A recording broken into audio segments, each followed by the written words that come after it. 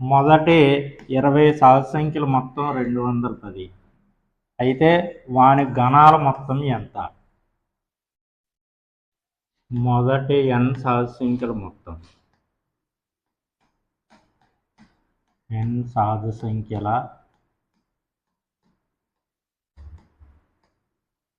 మొత్తం sigma n is equal to n into n plus 1/2. మొదటి n సహజ సంఖ్యల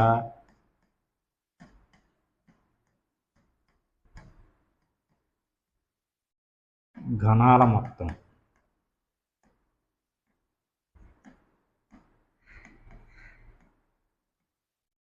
sigma n cube is equal to n square into n plus 1 whole square by 4.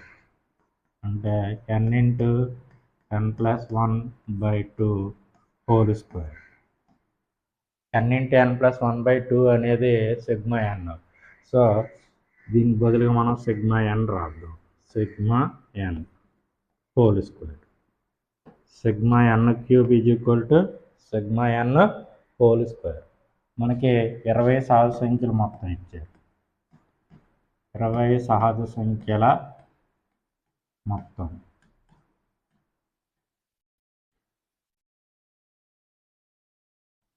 Sigma 20 is equal to 210. 20 సహజ సంఖ్యలు మొత్తం sigma 20 is equal to 210 అని ఇచ్చారు. అయితే అడిగిన ప్రశ్న ఏంటిది? 20 సహజ సంఖ్యల యొక్క గణాల మొత్తం ఎంత అని అడిగారు. 20 సహజ సంఖ్యల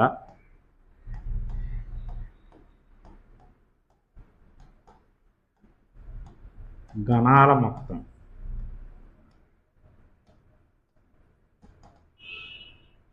sigma 20 cube is equal to ఎంత? Sigma 20 cube is equal to మొదటి n సహజ సంఖ్యల గణాల మొత్తం sigma n is equal to n into n plus 1/2.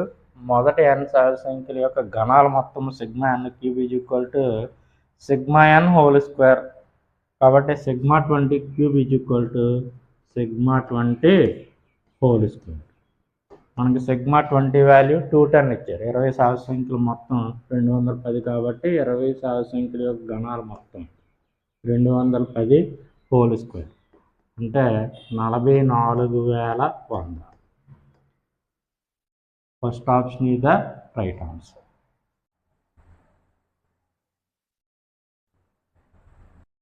ఒక పాఠశాలలో 45 మంది విద్యార్థులకు 3 ఉపాధ్యాయులు కలరు. అదనంగా 300 మంది విద్యార్థులు చేరిన విద్యార్థులు అదే నిష్పత్తిలో ఉండుటకు అదనంగా కావలసిన ఉపాధ్యాయుల సంఖ్య ఎంత అని అడిగారు. ఒక పాఠశాలలో 45 మంది విద్యార్థులకి 3 ఉపాధ్యాయులు. 45 మంది విద్యార్థులకి 3 ఉపాధ్యాయులు. Students, teachers. కొత్తగా చేరిన వాళ్ళు 300 మంది. 300 మందికి ఎంతమంది ఉపాధ్యాయులు అవసరం అవుతారు? 45 మందికి 3 అవసరం అయితే 300కి ఎందరో ఎక్కువ అని వచ్చింది కాబట్టి పెద్ద సంఖ్యనే మీదన రాయాలి. 300/45 ఇంటూ 3. 3 15 45, 15 20 300.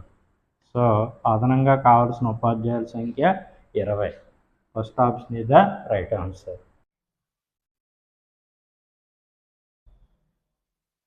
ఆవర్తిత దశాంశ సంఖ్య 10.363636 రిపీట్ అవుతుంది. ఎన్నో p/q రూపంలో కనిష్ట పదాలలో రాసిన p+q విలువ ఎంత? మనకి ఇచ్చినటువంటి ఆవర్తిత దశాంశ సంఖ్య 10.363636 ఆవృతం అవుతుంది. కాబట్టి దీన్ని 10 + 0.363636 సో 10 + 0.3636 రిపీట్ అవుతున్న సంఖ్యలు 2 అవి 3, 6 కాబట్టి 3, 6 మీద బార్ పెడతాం.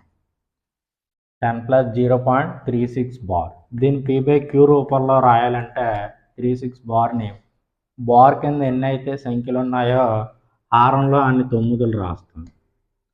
బార్ కింద ఉన్నటువంటి సంఖ్యను యాజ్ ఇట్ ఈజ్గా రాద్దాం. 36/99. రెండింటిలోని కూడా 9 ఏకం పోతుంది. 9 11లు 9 4లు. 10 ప్లస్ 4/11. 10 11లు 110 ప్లస్ 4/11. 114/11. రెండింటిలోని ఏ టేబుల్ క్యాన్సిల్ అవ్వదు కాబట్టి P/Q రూపం ఏమొచ్చింది మనకి 114/11. P ఏమో 114, Q ఏమో 11. మనకి ప్రశ్నలో అడిగింది P ప్లస్ Q విలువ. P plus Q is equal to 114 plus 11 is equal to 125. So second option is the right answer.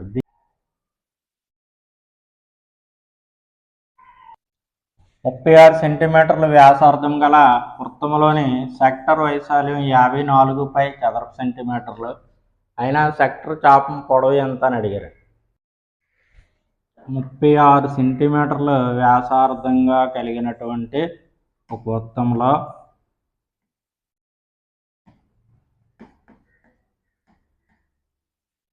వ్యాసార్థం 36 సెంటీమీటర్లు అయితే ఈ OAB సెక్టార్ యొక్క వైశాల్యం ఎంత అని ఇచ్చారు. ఇచ్చి చాపం పొడవు AB ఈజ్ ఈక్వల్ టు ఎంత అని అడిగారు.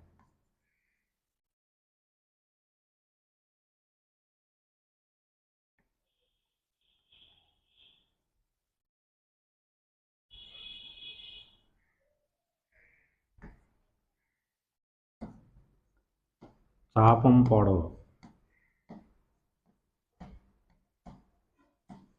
L ఈజ్ ఈక్వల్ టు ఎంత, వ్యాసార్థం R is equal to 36 centimetres.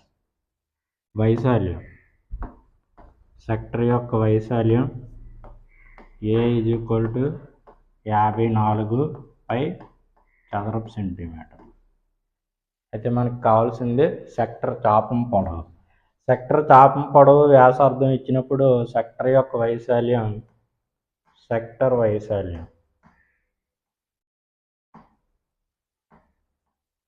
A is equal to LR/2 L into R/2 చాపం పొడవు ఇంటూ వ్యాసార్థము బై 2. చాపం పొడవు తెలియదు, వ్యాసార్థం 36/2 ఈజ్ ఈక్వల్ టు 54. మనకి లెక్కలో వైశాల్యం 54 చదరపు సెంటీమీటర్ ఇచ్చారు. So L is equal to 54 into 2, ఇక్కడ 2 భాగిస్తుంది అంటే పెడితే గుణిస్తుంది బై 36. 9 4లు 36, 9 6లు 54, 2 2లు 4, 2 3లు 6. సో చాపం పొడవు L ఈజ్ ఈక్వల్ టు 3 సెంటీమీటర్లు. So third option is the right answer. ఒక దుకాణదారుడు తన వస్తువుల ప్రకటన ధరను కొన్న వేల కన్నా 25% అధికంగా నిర్ణయించి 12% డిస్కౌంట్ ఇచ్చిన అతనికి వచ్చే లాభ శాతం ఎంత అని అడిగారు. మనకి ఈ ప్రశ్నలో 2% కనబడుతున్నాయి. ఒకటేమో పెరుగుదలే, ఒకటేమో తగ్గుదలే సూచిస్తుంది. 25% అనేదేమో పెరుగుదల సూచిస్తుంది, 12% అనేదేమో తగ్గుదలే సూచిస్తుంది. రుసుము అంటే డిస్కౌంట్ అనేది తగ్గుదలను సూచిస్తుంది. కాబట్టి 2% ఇచ్చి ఒకటి పెరుగుదల ఒకటి తగ్గుదల ఉన్నప్పుడు మనం వితిన్ సెకండ్స్లో సాల్వ్ చేయడానికి A plus B plus AB/100% ఈ ట్రిక్ ఉపయోగించుకొని మనం సాల్వ్ చేయొచ్చు.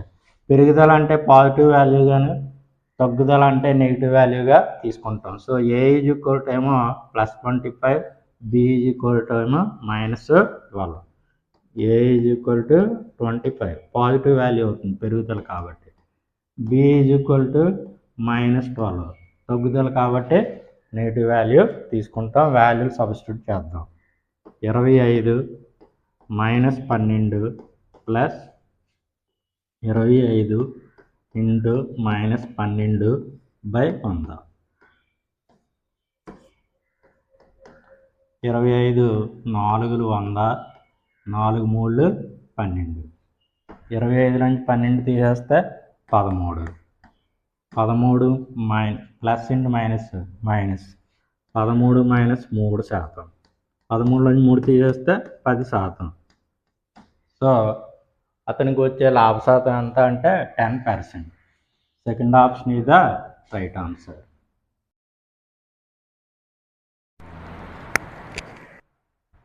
త్రిభుజం యొక్క భుజాల పొడవులు 15 యూనిట్లు, 20 యూనిట్లు, 25 యూనిట్లు అయితే ఆ త్రిభుజం యొక్క పరివర్త వ్యాసార్థం కనుక్కోండి అన్నారు. త్రిభుజం యొక్క భుజాల పొడవులు వరుసగా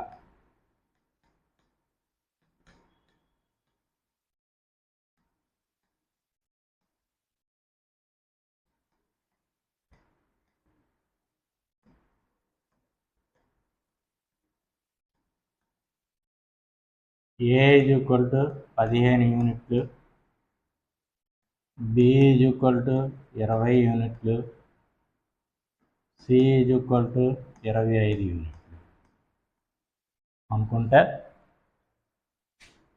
3 యూనిట్లు, 4 యూనిట్లు, 5 యూనిట్లతో ఒక పైథాగరస్ త్రికం ఏర్పడుతుంది. ఇది ఒక లంబకోణ త్రిభుజాన్ని ఏర్పరుస్తాయి త్రికాలు. 3 యొక్క గుణిజాలు 3 5లు 15, 4 5లు 20, 5 5లు 25. సో ఈ త్రికం యొక్క 3 4 5 అనే పైథాగరస్ త్రికాన్ని 5చే గుణిస్తే మనకి 15 20 25 వచ్చాయి. కాబట్టి ఈ ఏదైనా పైథాగరస్ త్రికాన్ని ఏదైనా స్థిర సంఖ్యతో గుణించుగా వచ్చే త్రికం కూడా పైథాగరస్ త్రికం అవుతుంది. వాటితో కూడా లంబకోణ త్రిభుజం ఏర్పడుతుంది. సో 15 యూనిట్లు, 20 యూనిట్లు, 25 యూనిట్లు అనేవి ఒక లంబకోణ త్రిభుజాన్ని ఏర్పరుస్తాయి.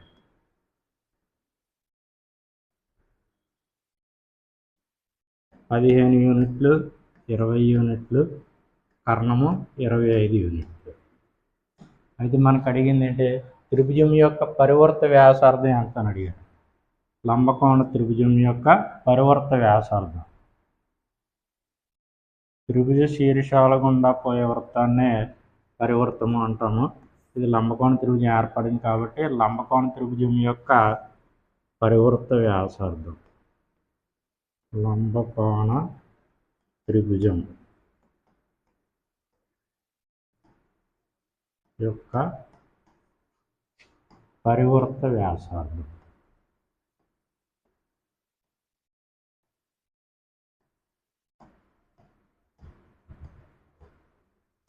కర్ణం యొక్క మధ్య బిందువు hypotenuse by 2.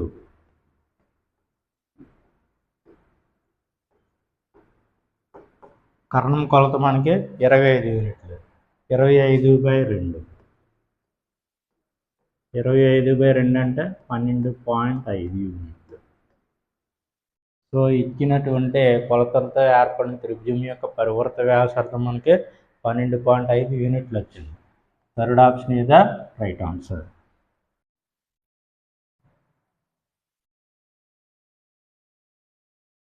cos θ by 1 minus sin θ plus cos θ by 1 plus sin θ is equal to 4ను సాధించగా వచ్చు θ విలువ ఎంత అని అడిగారు. cos θ by 1 minus sin θ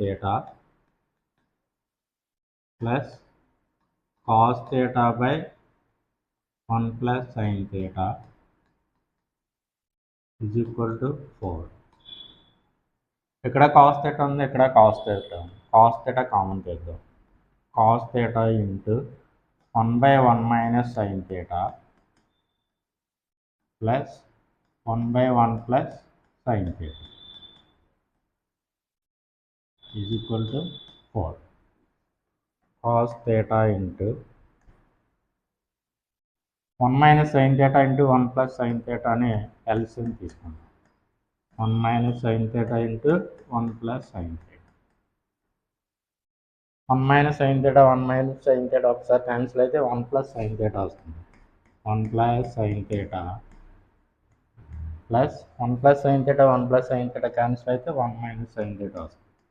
1 minus sine theta is equal to 4. Plus sin theta minus sin theta get cancelled. 1 plus 1 2. 2 cos theta by 1 minus sin theta into 1 plus sin theta. 1 minus sin square theta. That is equal to 4.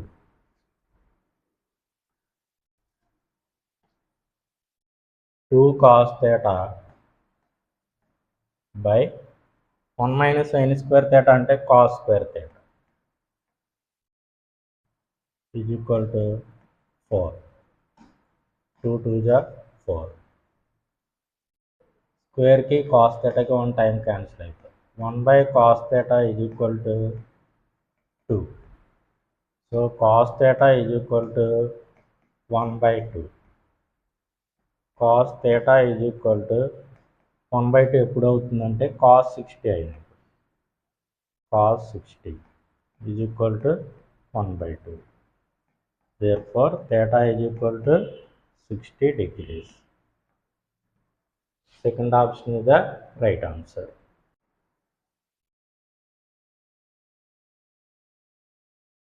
The value of sin square 15 plus sin square 75 is equal to how much? Sin square 15 plus sin square 75 is equal to ఎంత? sin 75 ని sin 90 minus 15 అని రాద్దాం. sin 90 minus theta cos theta అంటే cos 15. So sin square 75 is equal to cos square 15. So sin square 15 plus sin square 75 is equal to sin square 15 plus cos square 15. Sin square theta plus cos square theta is equal to 1 అని మనకు తెలుసు. So sin square 15 plus cos square 15 is equal to 1. Second option is the right answer. Trick చూద్దాం. If a plus b is equal to 90 degrees, then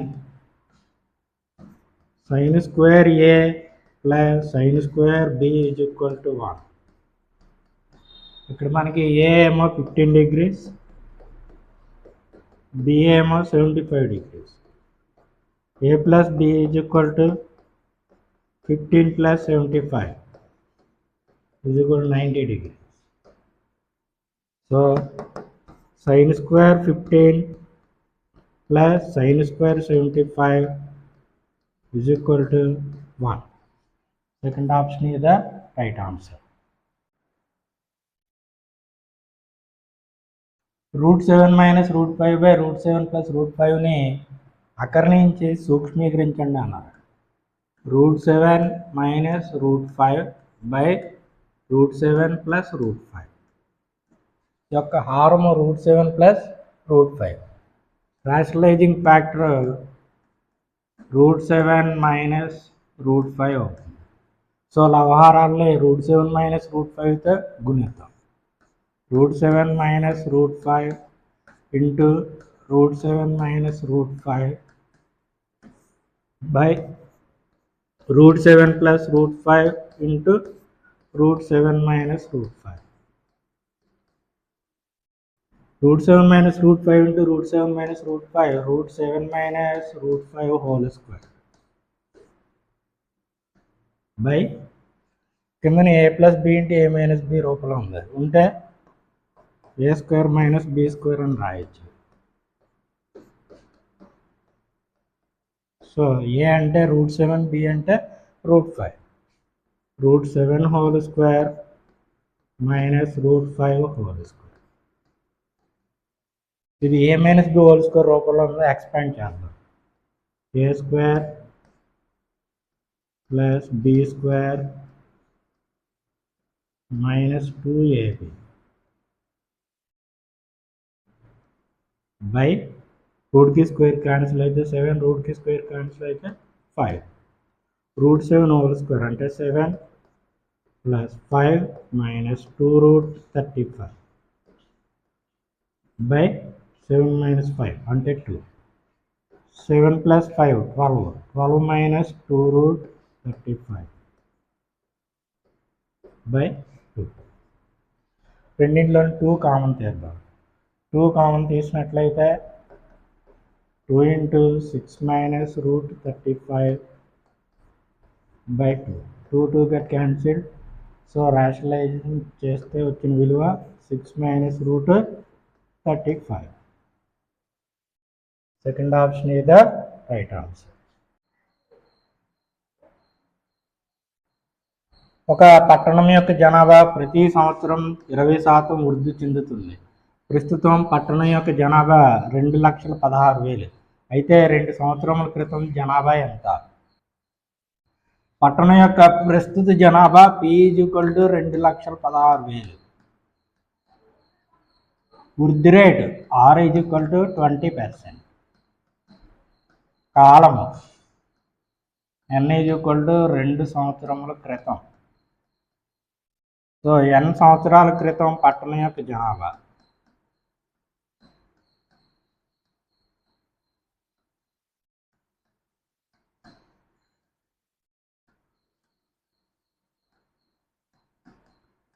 P by 1 plus R by 100 whole power n.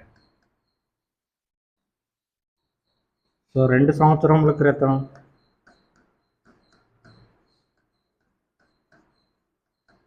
పట్టణ జనాభా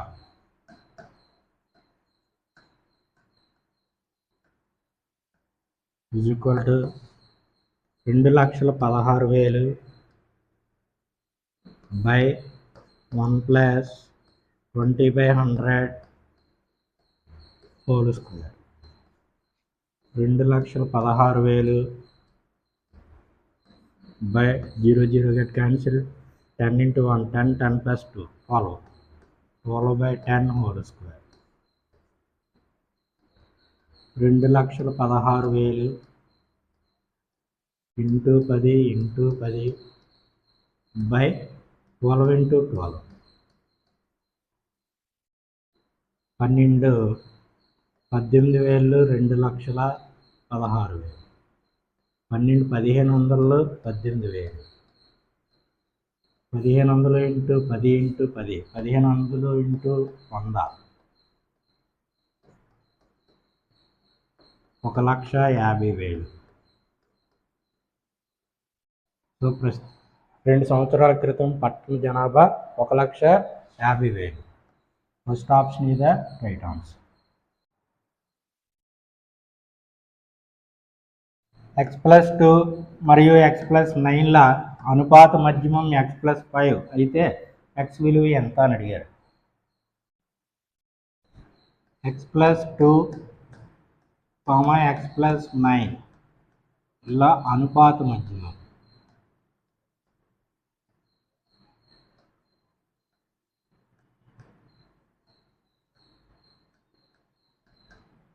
x+5 ABCల అనుపాత మధ్యమం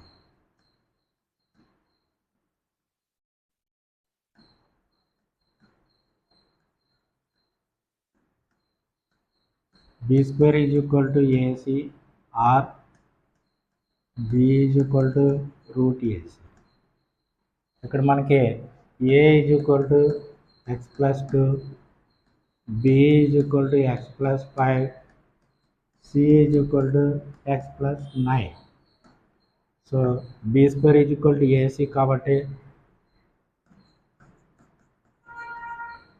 x+5 whole square = x+2 into x+9. First option verify చేద్దాం. x = 2 అయితే 2 plus 5 whole square = 2 plus 2 into 2 plus 9. 2 plus 5, 7 square. 7 square ante 49 is equal to 2 plus 2, 4. 2 plus 9, 11. 49 not equal to 44.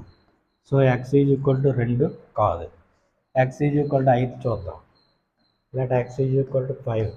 x 5 అయినట్లయితే 5 plus 5 whole square is equal to 5 plus 2 into 5 plus 9.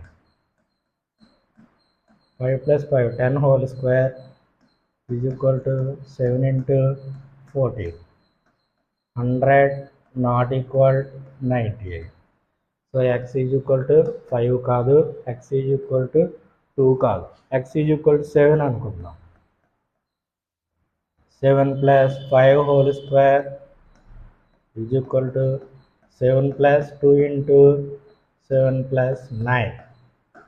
7 plus 5, 12 whole square is equal to 7 plus 2 అంటే 9. 7 plus 9, 60. 12 whole square అంటే 144.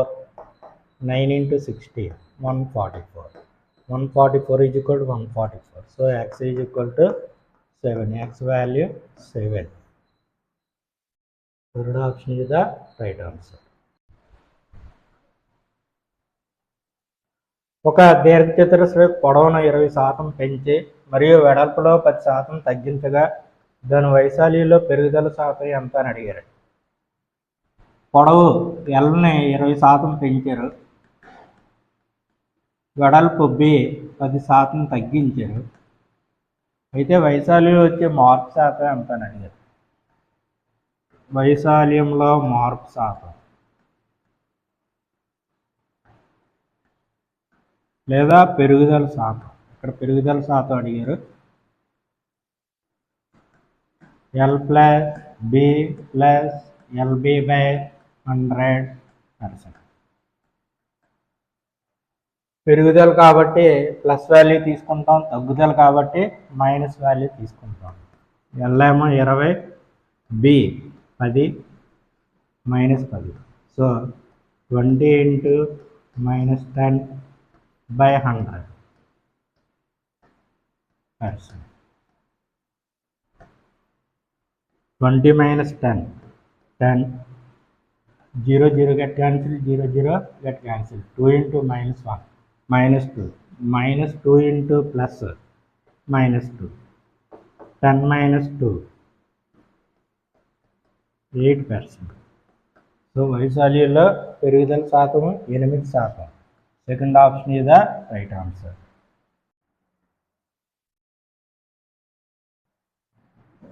1 నుండి 100కు మధ్య గల ఘన సంఖ్యల సంఖ్య ఎంత అని అడిగారు. Cube numbers between 1 to 100. 1 నుంచి 100 మధ్య గల క్యూబ్ నెంబర్స్.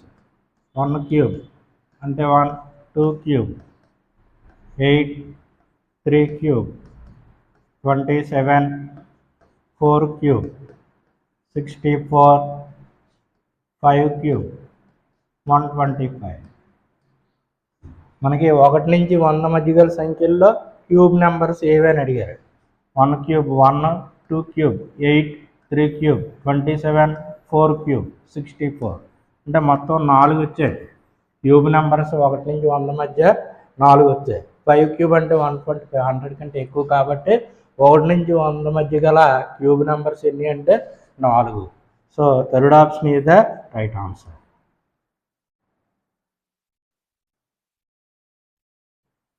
రెండు పూరక కోణాల భేదం 42 డిగ్రీలు అయితే వాటిలో పెద్ద కోణం ఎంత?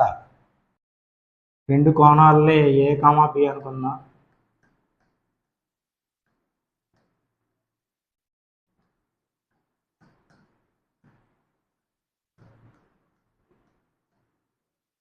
రెండు కోణాల కొలతలు మొత్తం 180 డిగ్రీస్ అయితే వాటిని పూరక కోణాలు అంటాం.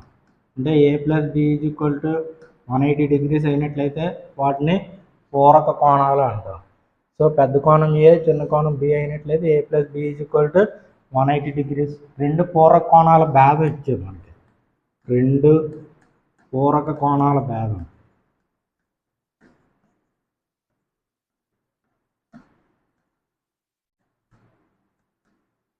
ఏ minus B is equal to 42 డిగ్రీలు లెక్కలు వచ్చాయి.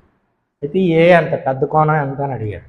పెద్ద కోణం A is equal to A plus B, sum ఏమో 180, డిఫరెన్స్ ఏమో 42.